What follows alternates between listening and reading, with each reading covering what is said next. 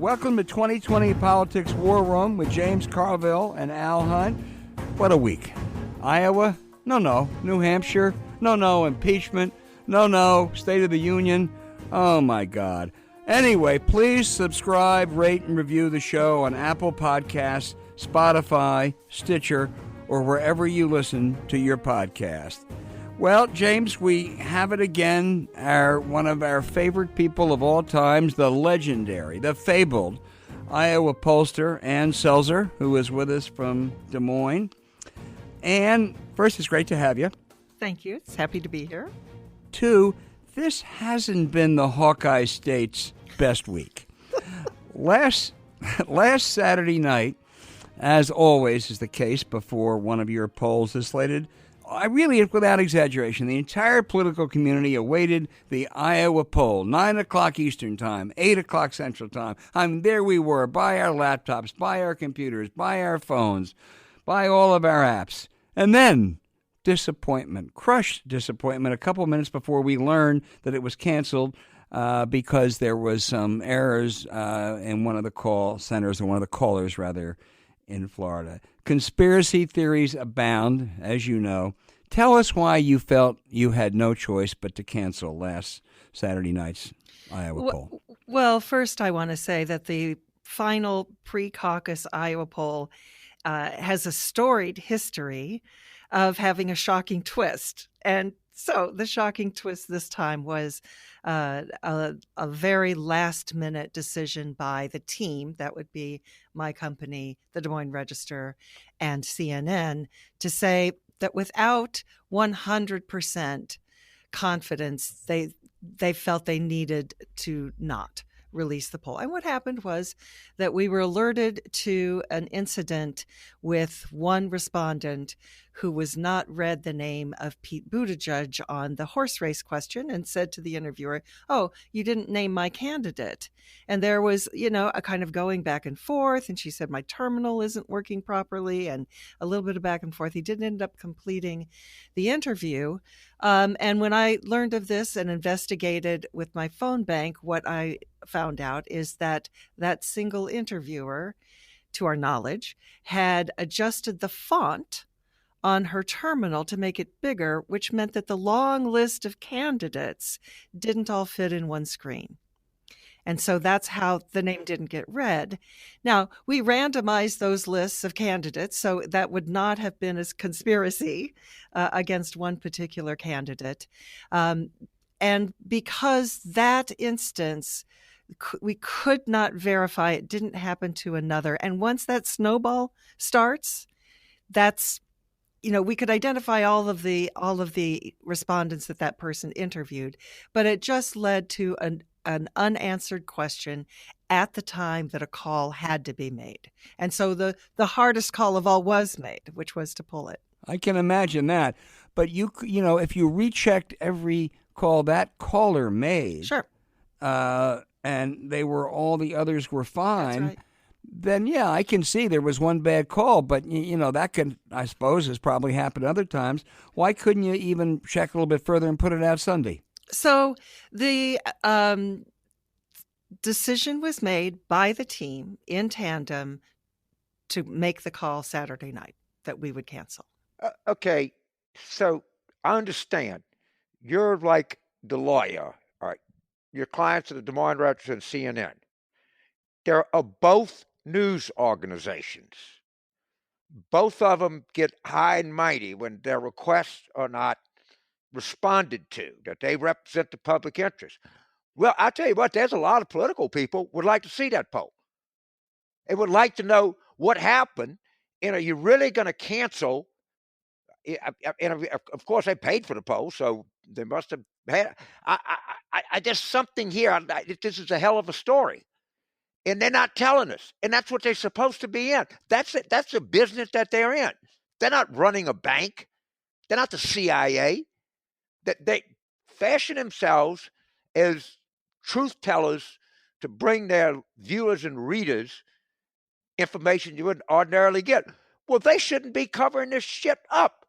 They should be saying, "Look, this is why we did it." Which they did. I'd love a real-time story. as to how this decision process went down. I think it's news. Now, it's not you. I'm not at all saying anything to you. You're very forthcoming. I'm saying to CNN and the Des Moines Register, you're in the news business. You're not in the cover-up business. And this is it's not an earth-shattering story. People have moved on in New Hampshire, but it's a story, and you're sitting on the story. That's my view.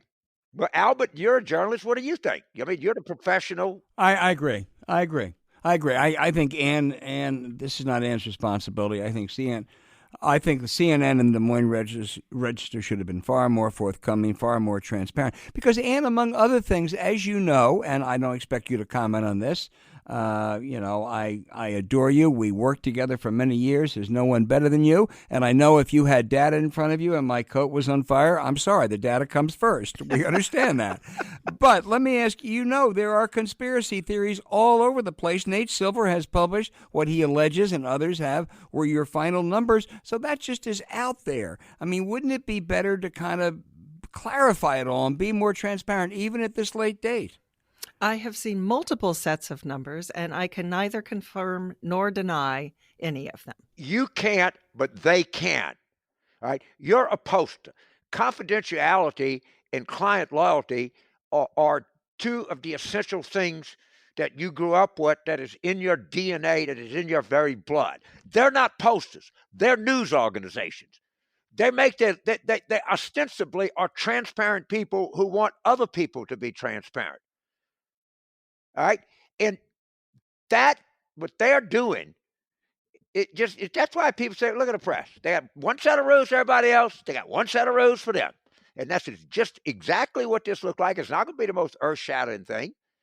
But the public, at least the public of the Al Hunt, James Carville, Washington handicap political junk, a lot of people, there's so much interest in this election, and people all over the country are waiting on that poll. And you say, well, we decided because somebody said that Mayor Pete's name wasn't on there. Oh, bullshit. It's got to be something more. Now we're fine. Of course, you told us about the screen could have been a mistake. I don't know. You could have double-checked it. But they can tell us. Somebody at CNN or the Des Moines Register write a joint op-ed piece. Why we killed the Iowa poll. Who killed Santa Claus? Because your poll is Santa Claus to us. Well,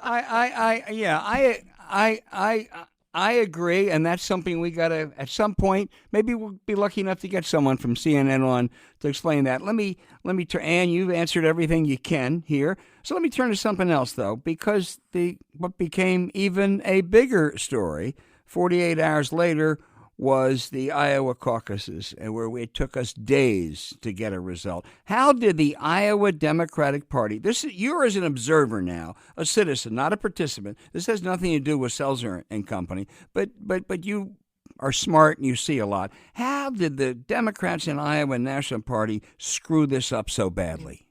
Well, I will say that I have a keen sense of the absurd. And one of the things that was sort of bounced off of me, which it tickled me, was that, the final Selzer poll predicted no data. And that's what happened on caucus night. Right. There was your unblemished record continues, Ann. So I had spent, earlier in the week ahead of our poll, I went to the Iowa Democratic Party headquarters and sat down with their president, the chairman, maybe that's his title, Troy Price, to make sure I understood the rules, because I knew in a lot of the media coverage with these new positions in place, I wanted to be sure I understood right from the horse's mouth how this was going to go. And I have to say the headquarters was calm, and he was calm. And I said, "Are you ready?" He said, "We're ready." And you didn't get any sort of sense firsthand that something was afoot that would go foul. And just listening to various commentators and talk show hosts where people have been calling in to explain their caucus experience, I'm getting the sense that the caucuses themselves ran smoothly. It was the reporting of the results. And anytime you've got a new mechanism, it's almost impossible to predict every tiny little thing that might go wrong and how a new software program should handle it. And Yeah, I that, agree, except this wasn't a tiny little thing. This was a humongous thing. This was, well, 72 hours before we had any idea who had even won, and then the Bernie people were out there full of conspiracies. I mean, there's an enduring hurt from this. It's not just, an inconvenience Monday or Tuesday or Wednesday night. And again, this isn't you. This is the Iowa Democratic Party. right. So, you can say a couple of things. So the one I just heard on the way to the studio was about a caucus where they had to flip a coin because neither or each of the two candidates was viable, but who got the extra delegate? And because they only had one to award. And so that was a coin flip. And now they didn't have a match between the number of people and then the number of delegates. And that the system couldn't take it. He said, so I called in and I was on hold for an hour and a half. So that backup system really, I think, was understaffed. They underestimated the need to basically replicate what they had done in all previous years, which was to have a system where people would call in. Well, this is the end of the Iowa caucuses, I suspect, Ann, just because, the party, the country just can't take something as traumatic as this was. And James is right. It's not, I mean, we were talking about, canceling the Iowa poll. But, I mean, this too, in a month from now, we'll be talking about other things. But, boy, when it comes time to come back again, how's anybody going to have any confidence that they're able to put on a good caucus system? I would say that the venerable political reporter observer David Yepsen was quoted as saying, Iowa's goose is cooked. I saw that. And so I think we'll just see how that plays out. I think today it is very hard to muster an argument for Iowa to continue. It had been under attack. There were reasons for the rules changes, all of that kind of thing, because people didn't think it was democracy with a small d and reflective. I would say, where else are you going to go that is a small state where a candidate that is not a self-financing billionaire can make a start? You can't really start in California. You can't really start in Texas. You can't really start in New Jersey, even Illinois, because it would be so expensive to begin a campaign there. You might go to Louisiana, James, maybe. So I'm doing a weekend piece for the Weekend FT. And basically, I think that literally the fate of the world that we know depends on the Democratic Party of the United States of America. I'm talking about from the Atlantic Alliance to climate to government debt to professional to anything you can think of. And I got to tell you, the Democratic Party is not doing well right now. All right. We put on the Iowa caucuses. It was a goddamn disaster. We're putting on the convention. You read today, the top two convention people have been sent home. All right. Come on, people. This is, we always say this is the most important election of our lifetime. We stand on the precipice. We could do it. This literally, and I'm not kidding. It's not just the country that we know. It's the entire freaking world. And they can't put on a convention and they can't conduct a caucus. The DNC didn't send technical assistance to the Iowa party. Are you kidding me? Are you kidding me? And I've been a Democrat all of my life. And I've fought in red states and stuff. And I'm treated with this idiocy. And the convention is good. We three people away from fixing our convention issues: the Father, the Son, and the Holy Ghost. I mean, it's bad. Well, I can't disagree with a single sentence there, James. I was just going to ask, who do you see as the savior? You know what? Person? If I knew. All right, I'm for Michael Bennett. But I understand the reality of life. But I think if somebody came to Democrat and said, we don't have to just win this election. We got to have a big election. But I did it last night. It's Bernie Sanders. Look, I'll vote for Bernie Sanders. I'd be happy about it. And if Bernie Sanders wins, he could get 280 electoral votes, and we might keep the House. But we're not going to have the Senate or the courts. You know what's going to happen? Nothing. Well, at least we're going to be led by a career criminal, but that's about all we're going to be able to say.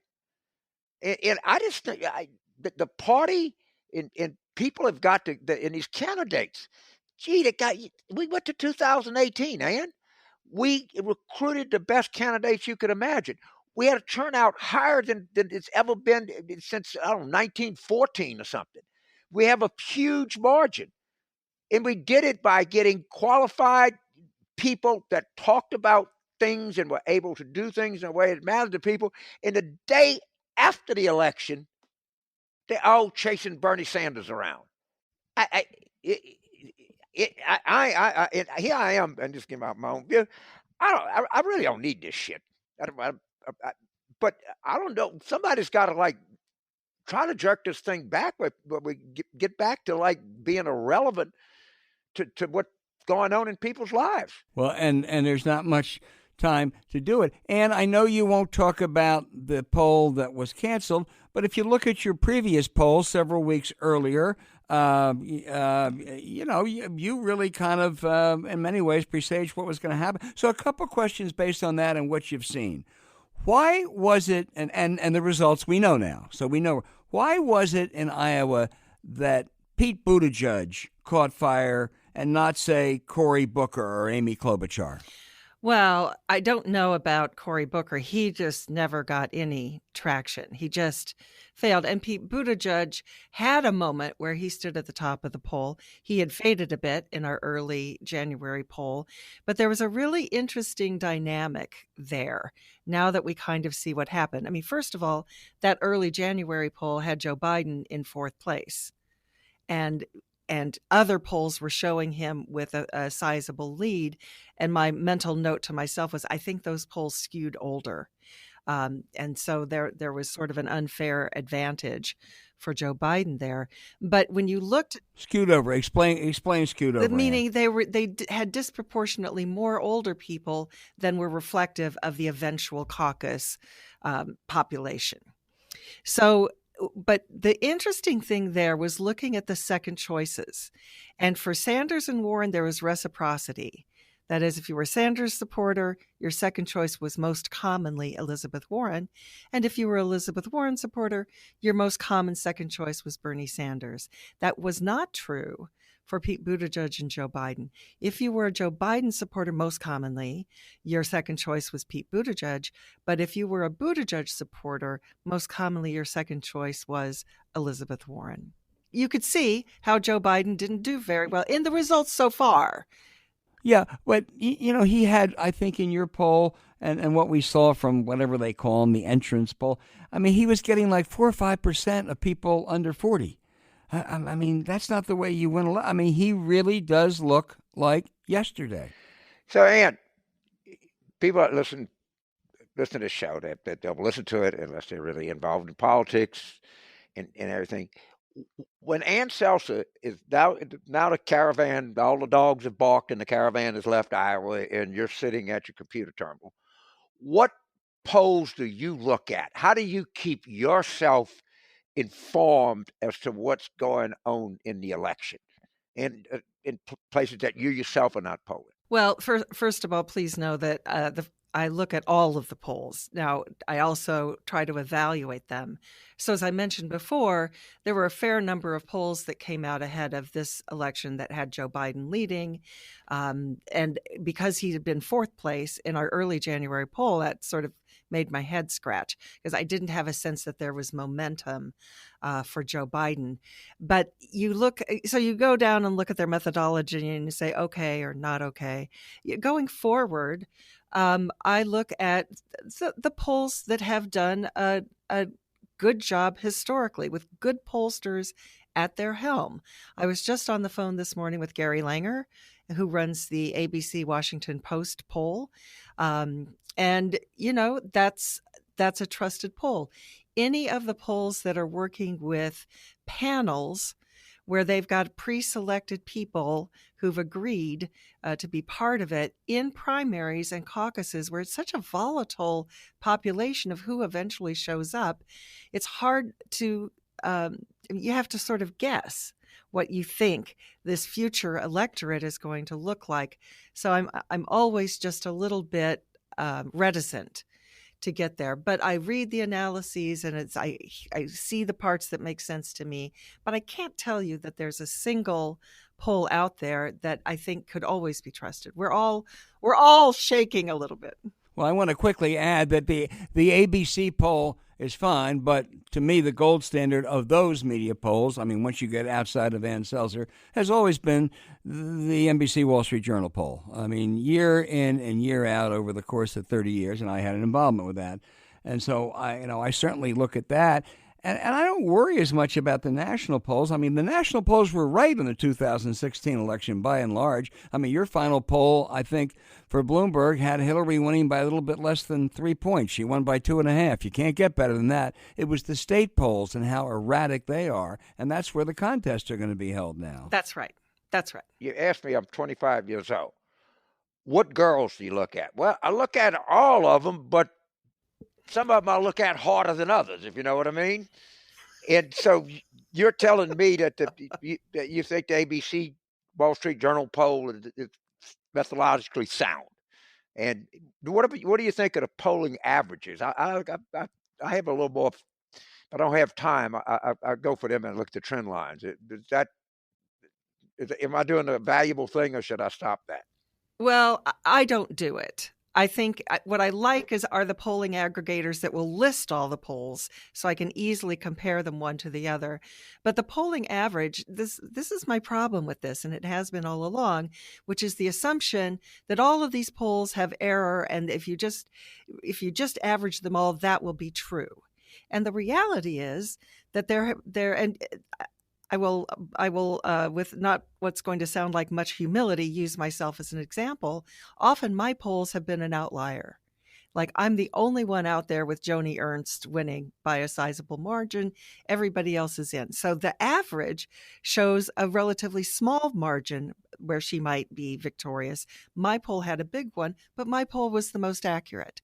So the averages tend to converge to be a more conservative estimate, in my experience. Joni Ernst, who won big despite the fact she has an IQ of room temperature, but that's okay. I have one final question to ask you, and James and I have been talking about this a lot the last couple of days. We expected, and I actually think you did too, just based on the intensity level, a really huge turnout. I mean, a 2008 level turnout. From what we know, it looks like there was not. It was more like 2016. Do you have any explanation or theory for why that was the case? I don't know that I have a theory, but I did the algebra based on what they have released so far, and it's not going to hit, it doesn't appear, the 2008 number, which is roughly 240,000 people. So if they say that 62% of the precincts, and that each precinct roughly has the same number of people, which isn't probably true either, but I have no way of reckoning that with how many candidates were in this state drumming up new caucus goers. Yes. And commitment to go to caucus, maybe I'll go, maybe I won't go. The commitment level was historically high. And as always, you're a terrific guest. You remain as good a pollster as there is. And, I'm not going to wait 4 years, and James isn't going to wait 4 years to invite you back because we don't know what's going to happen in 4 years. So we want to have you on throughout this year to talk about your analyses of polls and trends you see. But thank you very much. Very good. Good to talk to you guys.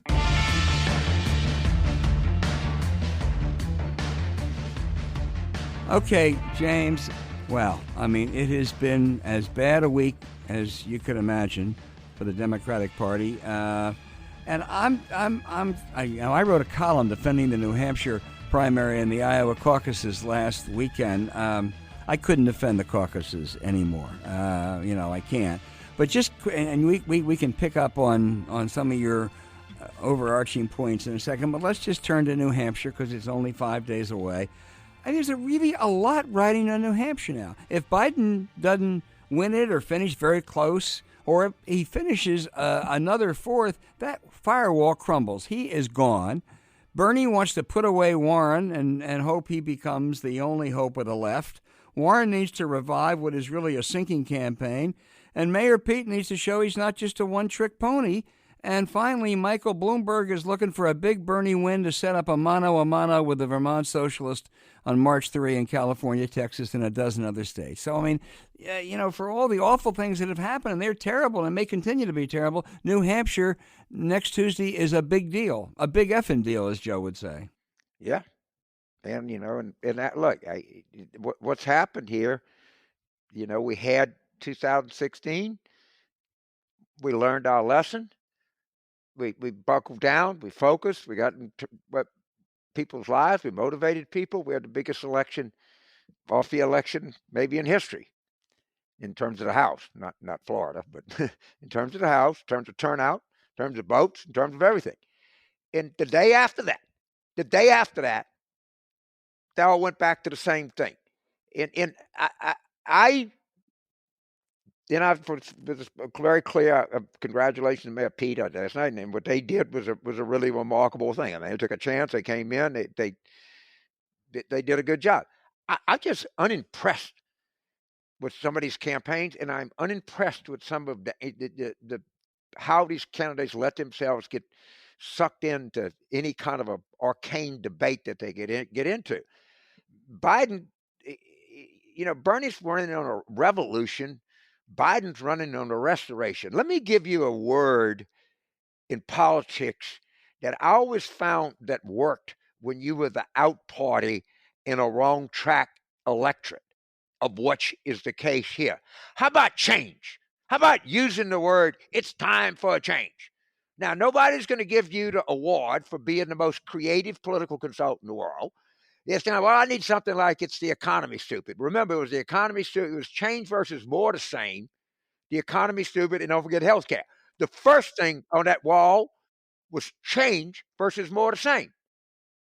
We're not a restoration. We're not going back to 1915 in the United States. We're not going back to 2025 in the Soviet Union. I mean, for God's sakes, people, somebody, Casey Stengel and the 61 Mets, what did he say? Can't someone play this game? Yeah, can anybody here play this game? We got a lineup of Marv, what was his name? Marvelous Marv Thornberry. Yeah, that's what we got going for us. And, I'm telling you, these Democrats are scared. They are concerned. And somebody has got to step into this thing. But man, I'd be honest with you. I don't know. I don't see it happening right now. I mean, Mayor Pete got something going. Well, Mayor Pete does, and we'll see if he can continue it in other places. Let me give you you have noted from the beginning, and I have agreed with you, that no one started with a better overall message than Elizabeth Warren about income inequality, about fairness in America, about the rich getting theirs. And, she was really good on it. She knew it. She was smart. She had a background that was authentic. Authentic. The best bio of anybody run for president. And then last week, the closing week of the Iowa caucus is the first big test. She says that a 9-year-old transgender kid will have veto power over who she appoints as Secretary of Education. I mean, honest to God. I mean, I'm sorry, we forget the bio then. We forget the income inequality. We forget the two Americas. It's just, I don't know what happens to these people, James. Ban fracking. This woman grew up in Oklahoma. Ban fracking. No, a ticket if you cross the border illegally. Yeah, I mean, it's just so not in the zone of the life that people lead. And what drives me crazy, because I want to say, climate scares the shit out of me. I live in the most climate sensitive part of the entire United States. And we need engineering, and we need engineering fast. That's part of the solution. Well, yes, I'm all for a carbon tax. I am for nuclear power. Goddamn built, they're against it. Why are they against nuclear power? I have no idea. And you're not going to stop. You're going to lose Pennsylvania. You fool around with the frackers who ran the coal people out of business. Well, They're crazy. Knowing what you think and agreeing with you probably 99% of the times. There are a couple of things we disagree on, like the best pitchers in baseball. However, it looks to me like the person that comes closest to fitting the bill among those people running for the Democratic nomination is one Michael Bloomberg. A lot of my friends are for Mayor Mike, right? And from going to New York from when he started his term to after his term, it seems like to me, but what the hell am I? Go to the Upper East Side of Manhattan, all right? So, but the bad part, the city just looked like it made substantial improvements under his administration. I think that statistics would bear that out. I don't know what kind of candidate he is. I don't see he doesn't appear talking in his ads. I hadn't seen him in a debate. I hadn't seen him be able to make an argument. Doesn't do many interviews, hardly any. Right. So I mean, we're all so desperate that any shiny thing that comes along, we'll grab hold to it. And he may be the greatest thing that ever lived. I don't know that, but he's got to be able to rally Democratic voters. He's got to be able to excite them. He's got to have some crossover appeal. He's got to get to suburban women, you know. I mean, it takes some. He's got to do it in a way that, you know, I don't know how. If we nominate him, which I would be for him versus Bernie, but I think the party fractures. I think the Bernie people are not Democrats. They don't. I think Elizabeth Warren's calculation was, if she could get some of them, that you're not going to get them. They're not Democrats. No, I agree. I can't see. I think the danger, the perils of a fracture are there almost no matter what. Maybe it's a small fracture and you can overcome that, but it's hard to see now. We're going to come back to this a lot. Next week is New Hampshire, and next, after New Hampshire, we'll have a lot more to say. Let's just turn to impeachment and Trump for a couple minutes before we turn to numbers. First of all, on impeachment, I mean, I have never been known as a Mitt Romney sycophant. When Mitt Romney came out on Wednesday and said he was going to vote for impeachment, I mean, that took guts. That took real courage. He will be an outlier in the Republican Party now. And Doug Jones from a Trump-loving state of Alabama, when he came out for impeachment, that was the courage of convictions. And that is in such sharp contrast, not their views, but their courage and their integrity, to Lamar Alexander, who said on Meet the Press, you know, if 8 people see an accident, we don't need a 9th person to testify. Let me tell you something, Senator Alexander. If 8 people hear about an accident secondhand and they tell you about it, and there's a 9th person who was there, you're goddamn right anybody wants to hear from them.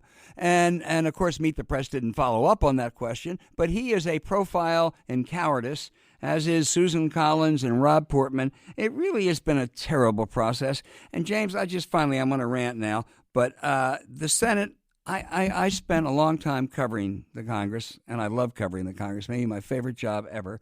And I disagreed with a number of things they did. They had some jerks in the Senate and the House, but I really revered the Senate as an institution, whether it was led by Mike Mansfield or Howard Baker or Bob Dole or George Mitchell. No one has respect for this as an institution anymore. It's a clown show under Mitch McConnell, and I think it just got a lot worse these last 2 weeks. End of my rant.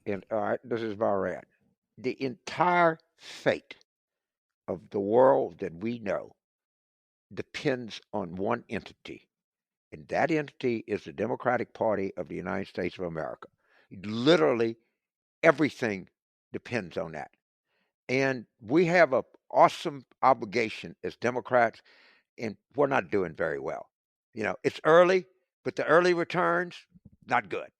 I am not happy. These campaigns are not performing the way they should. They're not giving voters things to latch on to. They're not even turning voters out the way that they should be doing it. So, for God's sake, somebody get good and get good fast and get real. We're in trouble here, people. I mean, I mean that. I'm a scared old man. I'm afraid for the country. I mean, these people are criminals. And that there is no Republican Party. It's not a gutless Republican Party. It's a personality cult. And if you're not in the personality cult, get Rob Portman, or Lamar Alexander, anything else? They're petrified. Yes. And Portman's petrified. Of course he is. And Mitt Romney's worth $800 million, and he's in his late 60s anyway. No, but you got to give Mitt Romney's voting to impeach, and I think that took courage. I really do. The easy vote, the cowardly vote, was the Portman-Alexander way. And, again, I've never been a big fan, but I think he deserves great credit for that. It ain't gonna matter, but he deserves credit. Great. Doug Jones. Look, right. He did it, but it's not impeachable. You mean it's not impeachable, convictable? The guy self deals on his behalf with the foreign policy of the United States? You got to be kidding me. You know what? Every one of you that are listening to this, the only thing between us and the abyss is the Democrats. And I've been a Democrat all my life, and I don't feel good about that. There's one Democrat who I do feel good about, and she showed it again the other night, Tuesday night, in the State of the Union, and that is the Speaker of the House, Nancy Pelosi. I thought Republicans love Trump's performance. I thought it was low grade, cheap, insulting. I mean, it was like a game show. I mean, to put on another game show, Melania is going to give the Medal of Freedom to Rush Limbaugh in the gallery. An American soldier is going to surprise his wife by showing. That's not what State of the Unions are supposed to be about. There were more props than a Hollywood set. And I think when Trump refused to shake the Speaker's hand, I think she had every right. At the end, she listened cautiously, she listened politely, and then at the end, she tore up that miserable, dishonest speech. Bravo, Nancy. Look, my solution is screw the primaries. Just let Nancy pick the presidential and vice presidential candidate. It might come to that. It might come to that. Yeah, it could. We might not have one. And I tell you right now, I would have more confidence in 100 times more confidence in Nancy Pelosi's judgment than I would these campaigns' judgments, because I hadn't seen much out there. I got to be honest with you. But yes, of course, and she's trying to protect her members. And I was watching. They had Mickey Sherrill. It was on the Bill Maher. Mikey Sherrill, yeah. Mikey Sherrill. New Jersey. Man, she's great. A Navy helicopter pilot, Annapolis graduate. You talk about future. If the future is Mikey Sherrill, then your worries about the Democrats are over. Unfortunately, it's the present we're worried about. Bill Maher shows this piece of Elizabeth Warren with the, 9-year-old transgender kid. And so Maher asked her, she said, well, I have 4 teenage kids, so I'll just leave it at that. Yeah. Which I thought was like a brilliant answer. Of course, Mitch Landrieu was on. They look like he crapped a pineapple. Yeah, what do you do? You're looking nasty. That's a painful thought, James. That's an old Louisiana expression. That's right. You remember the time the former senator from Nevada who was intellectually challenged, Chick Hecht, said that he was for nuclear suppositories, right, which itself was a very painful. It was a great, yeah. Oh, wow. Right there. It is very scary to think that what we got is what the whole free world has. Yeah. I mean, literally, that is the case. I exaggerate it. I don't think I exaggerate that at all.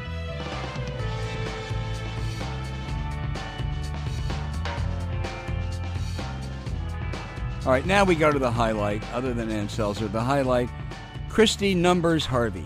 Numbers, are you with us? I'm here. How are you guys? Well, we're kind of down, aren't we? Before we start talking numbers, though, I think we need to start selling T-shirts. War Room T-shirts. And our choice is between a T-shirt that says, screw it, let Nancy pick, or Mitch Landrieu looks like he just crapped a pineapple. So go to @PoliticsWarRoom on Twitter and vote for which T-shirt you think that we need to start selling, because I kind of want them both. Let Nancy pick, or Mitch Landrieu looks like he just crapped a pineapple. Those wow. Those are, I've just got to own those T-shirts sometime soon. But I do come with numbers. So my first number is 1 million. That is the number of poor kids who may lose access to free school meals if a recent White House rule around SNAP or food stamps goes into effect.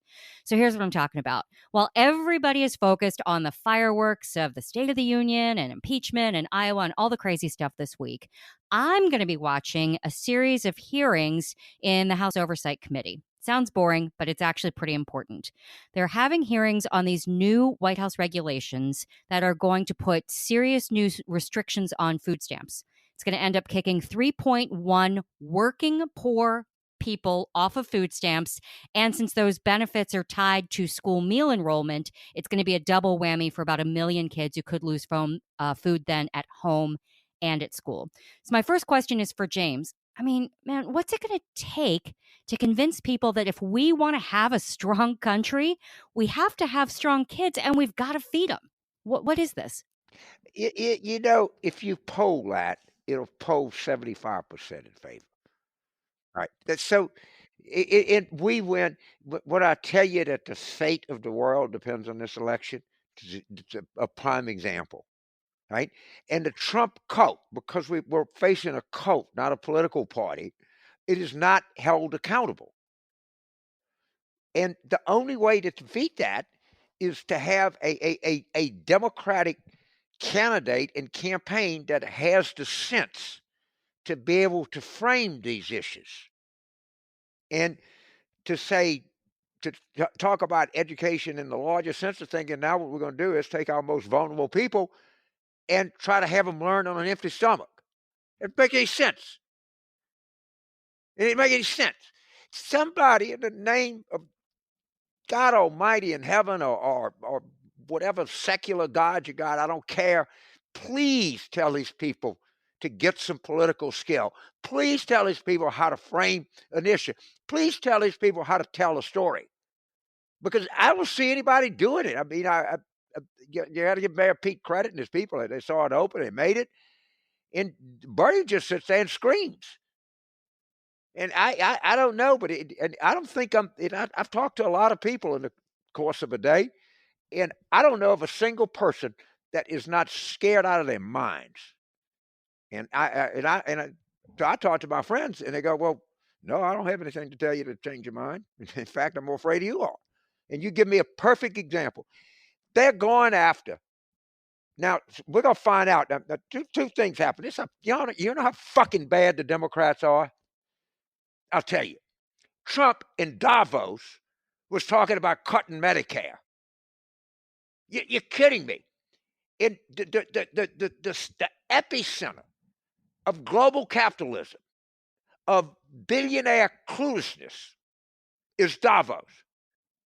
His people, the country, he's promised us, I'm not going to cut Social Security and Medicare. While he's doing that, Mike Pence is talking about block granting Medicaid, which is just as popular as Medicare. And block granting means cutting it. That's what it means. Yeah, he can use all the euphemisms he wants. They can't even do that. Okay? That's like, you talk about politics 101? No, sir. Mr. Davos man, you're not. And if don't frame the tax bill, somebody understand how to frame an issue, how to tell a story. I'm sorry, a 20-point plan is not framing an issue, and a 20-point plan is not telling a story. Well, among the many awful things that will happen if Trump is reelected, you can guarantee that Medicare will be slashed, not cut, but slashed. And Medicare, there are going to be more poor people thrown off it. But Harv, what else? What else do you have? All right, here's my other one. 6. That is the number of times I watched the Super Bowl video of President Trump messing around during the Star Spangled Banner in a row. I literally, on the third watching, realized that my mouth was hanging open. My jaw had actually dropped. He's looking around. He's messing around. He's conducting an orchestra. It was bonkers. So, Hunt, I'm going to start with you. Any reaction? Did you see the video? And how do you justify that along with his attack on NFL players who respectfully kneeled during the anthem when he's up there looking like an idiot? Well, it's very easy. That's very easy, Numbers. That's the easiest question, because the NFL players he was attacking all happen to have something in common. They were black. The NFL is over 70% African American, so that's Trump's target. He doesn't give a goddamn about the national anthem, as that video showed. I mean, he was making fun of it, actually. But, let a guy respectfully kneel. First of all, they didn't used to play the national anthem at games. And let players, as they did, they didn't do any great protests. They didn't throw anything. They respectfully kneeled, and he went after him. He went after him for one reason. He's a racist, has been all of his life. That's what the birther was all about. That's what the Central Park Five. That's what Charlottesville was all about, and that's what going after the NFL players was all about. It's simple. So this is a man, right, who does not know what happened at Pearl Harbor. Now, wait a minute. I say, oh, come on, James. No. To a Pulitzer Prize reporter, I don't think it's been denied, and I know General Madison's never denied it.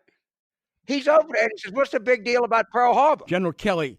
Was it General Kelly? I'm sorry. It was General Kelly who was there, who has not denied so, it. Right, and James, just to add to your point, it was General Kelly the other day who said, I would believe John Bolton and not Donald Trump. But please tell us more, General Kelly. The fate of the world. I'm sure you're probably a lifelong Republican, General Kelly. You know what this is. You know what this man is. All right?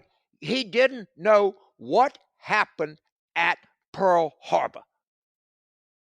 If you want to say he's ignorant on a level that, man, I tell you, I grew up in South Louisiana. We got our share of stupid people. We know that. I never knew anybody that stupid. I'll put, T-Boy Latchley is not as stupid as Trump. Now, T-Boy's probably down there in the marshes fishing, okay? Fine. He's there looking for that pineapple that Mitch Landrieu just crapped. That's what old T-Boy is doing. Man, I'll tell you.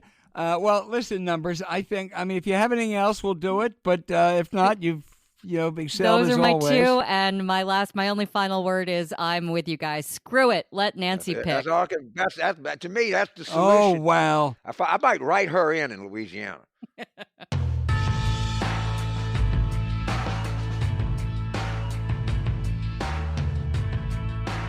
James, I think I'm going to see you in New Hampshire this weekend. There's nothing like the weekend before the New Hampshire primary. Even with a good or a bad field, we took all three of our children up there for that weekend before, because that is really the epicenter of American politics. There's nothing like it. Everybody's there. You can sit in Manchester within an hour. You cover 90%. And one of my favorites says 1992. We had the Arkansas Travelers, and they brought a pig up from Arkansas. Razorbacks. Arkansas love. I've never seen a state like pork more than they do. And so, you cook it over an open fire and that kind of thing. It was so goddamn cold, the freaking fire couldn't melt the pig because it was frozen so bad. And of course, me being from Louisiana, I had a pair of tennis shoes on. I almost lost my toes. People go, James, you gotta wear boots. I don't know. I'll get up in the morning, just like shit. I'm So that's my experience. We couldn't thaw a pig. It was so cold. But that was before climate. Probably don't have that issue anymore. But no, it's a fun. I like the New Hampshire primary. Iowa, we didn't do in '92 because Harkin ran. I went up there for a couple of times at different, for the caucuses. But the Democratic Party is very concerned, or claims to be very concerned about money in politics and et cetera, et cetera. And so what they do is they put California up front. Well, maybe there's something for having in New Hampshire. And I don't know, Iowa screwed it up, but having some of these smaller southern states, and by the time you get to California, you're down to 2 or 3 people. But anybody that goes to the DNC, they pressure California. Put them first. They put them first. The Wisconsin people come in. The convention is right now. If Pelosi doesn't get in there and say to tell the people at the DNC, this is who's running the convention, they will have dictatorial powers. To give Mitt Romney credit, I wish we could get somebody like Mitt Romney to save this thing, like Mitt Romney saved those Olympic Games in Salt Lake City. Because the incompetence that I see in the stories that I'm starting to hear. I'm going to tell you, I have a proposal, and you're going to agree with this proposal. The Democrats should hold their convention every 4 years in, drum roll please, Las Vegas, Nevada, right? The downside, it's hot. The upside, cheap, bottom of the season, multiple hotels, multiple convention facilities, Pacific time zone. It does not matter. We got not one vote for being in North Carolina. Got not one vote for where you hold a convention. You're not going to get one vote in Wisconsin more than you would normally get. And they haven't put one of the things that these guys don't understand, if you're part of the Louisiana delegation, most delegates from Louisiana Democratic National Committee are not particularly affluent people. And so they're going to put them up at O'Hare Airport, and they have a bus pick them up and drive God knows how much to go to Milwaukee. They have people telling about people staying in Madison and doing watch events from Madison, Wisconsin. Who thought of this?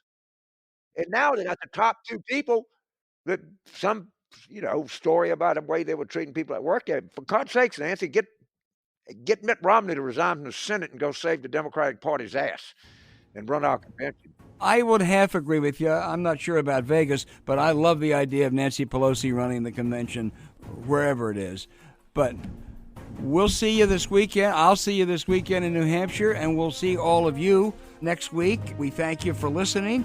And as always, I hope that you'll rate, review, and again, be kind. Subscribe the podcast on Apple, Spotify, Stitcher, or wherever you get your podcast. For James Carville, I'm Al Hunt. We'll talk to you post New Hampshire.